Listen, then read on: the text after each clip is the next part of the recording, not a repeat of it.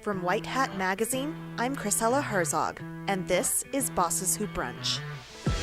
March is Women's History Month, and we're celebrating with a special podcast feature produced in partnership with our friends at the Diplomatic Courier. In this 5-part feature, I talk to international women leaders who ran for office and are working to change their communities through public service. These women were brought to Washington, D.C. to be honored at an International Women's Day celebration by the Women's Democracy Network, a multi-partisan initiative of the International Republican Institute that works to increase women's political participation, leadership, and representation in elected office in every region of the world. I sat down with these women leaders at the National Press Club to discuss their vision for their countries. Maja Gasal Vrazalica is a member of the Parliamentary Assembly of Bosnia-Hercegovina in the House of Representatives and belongs to the Democratic Front Party. She entered office in October 2014, and her policy priorities are gender equality, rights for minorities, LGBT, and children, and especially children with disabilities. Maja, thank you for being on Bosses Who Brunch today. It's great to have you here. Thank you very much for the invitation. So what inspired you to run for office?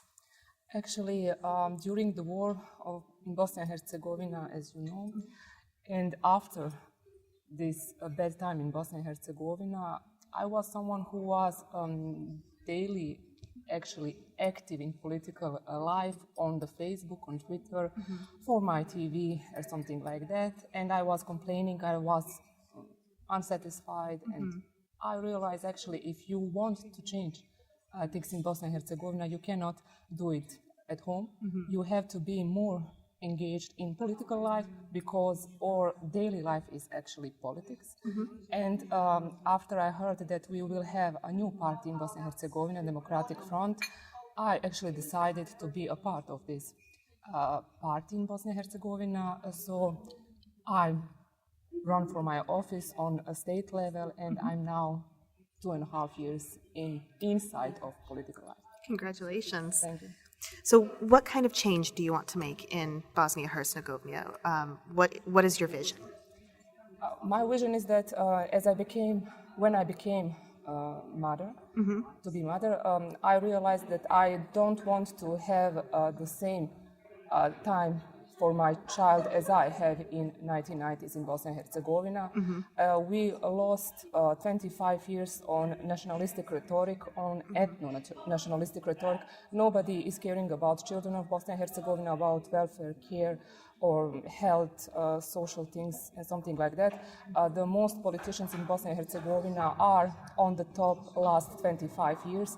They are talking about their interests, not about people's interests, and actually the politics in Bosnia-Herzegovina lose this role that politics should be service of the people in Bosnia-Herzegovina, not of some communities of political party leaders. Yeah. What is a challenge that you faced in your career, and how did you overcome it or work through it? For me, it's the biggest change to explain the people or to show the people that we are not, everybody of us in politics are not the same.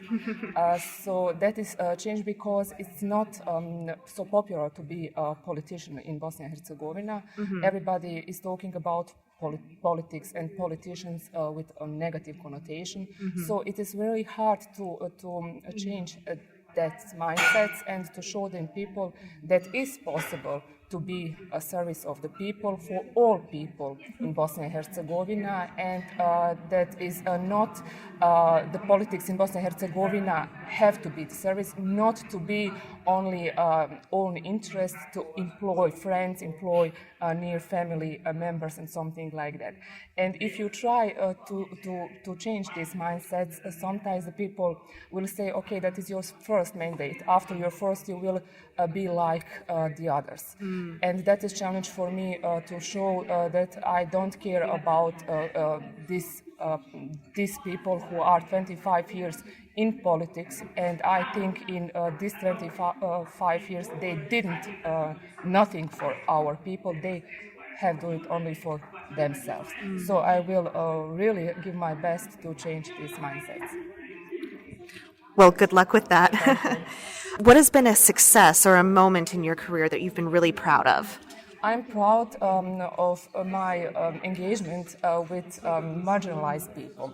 That are the mothers who have children, disabled children. I am also I have good connections with women NGOs, actually NGOs in Bosnia-Herzegovina who fight for women's rights, for LGBTIQ rights, for people who are in this last 25 years on margin, and who actually mostly political leaders or politicians in Bosnia-Herzegovina, they are not they don't want to talk about these people as they never exist in Bosnia-Herzegovina. So I think this engagement of mine and some new colleagues, new politicians in Bosnia-Herzegovina who are open-minded will also change the culture of Bosnia-Herzegovina in this way, that we cannot be blind of some people who are part of Bosnia-Herzegovina. What advice would you give to another woman who is thinking about running for office or entering some sort of leadership? She should do it because she's able, like every other gender in Bosnia-Herzegovina, because I think not only male and female is existing, we have also intersexual gender in our world in Bosnia-Herzegovina also. I encourage her to be a part of political lives, because to change something we need more women in politics in Bosnia-Herzegovina, because I don't think that my male colleagues are not able to do it, but I think we have two different perspectives, and women or female perspectives are more, I will say, less corrupt, and are more for all people in Bosnia-Herzegovina. Well, best of luck with you and your career there. Thank you very much. Thanks for tuning in to this episode of Bosses Who Brunch. If you enjoyed this episode, please subscribe and leave us a review. Bosses Who Brunch is a production of White Hat Magazine.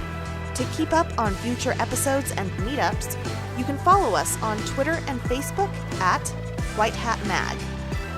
You can also find more information about White Hat Magazine and Bosses Who Brunch at whitehatmag.com.